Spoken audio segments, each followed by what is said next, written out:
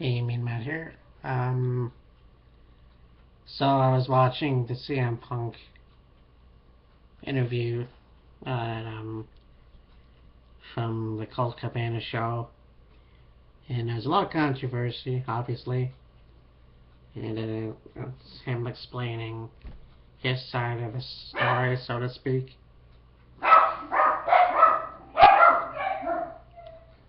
And so there was one of the things that kind of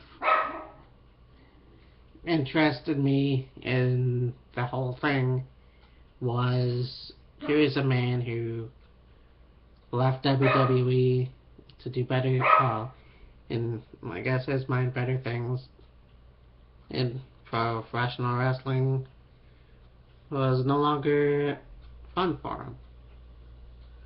It seems to me that the WWE is one of those programs where they look for certain talent. They don't look for guys who are average height. They look for muscly men.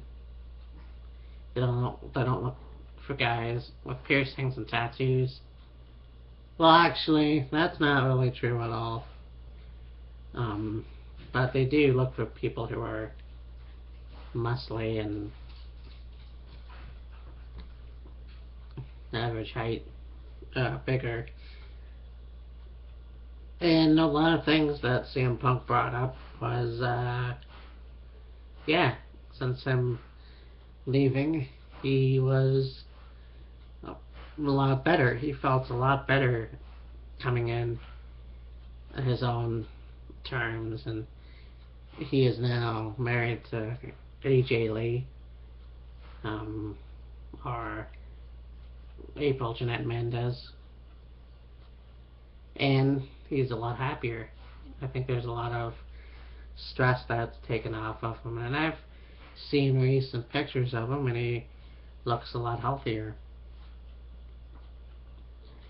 But the way the system seems to be working is there's a lot of shit going on with he wanted something removed that was looking to him, and the doctor didn't seem to want to do that.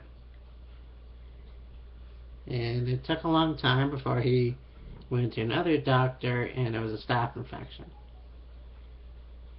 Now, from what I understand, is that some people think it's not a huge deal. But here's the thing: that's Davey Boy Smith died from a staph infection. So, there it is. I think also CM Punk's thing with I don't do drugs also may include prescription. So he got injured pretty good. And one of the main reasons he left was his health. And that's fine and good. But the thing is, Stone Cold Steve Austin decided to walk out. He walked out of the company because he didn't want to face Brock Lesnar, so I've heard, and B, mostly it was due to his health. So he did come back eventually, but it wasn't that long, and his wrestling career got cut short. So there's that aspect. So it's not what you would think. You would think that CM Punk is a greedy little bastard, and that everything that he wanted, he didn't get, but he actually did get. In my opinion, personally, I always thought that they had to compromise with him. So it was like, okay, we're gonna give you the World Championship title or the WWE title, but you're not gonna be main event material.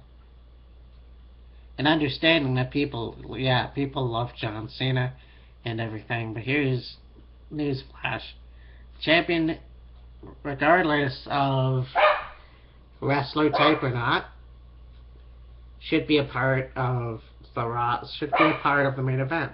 Period. Unless there's some attraction.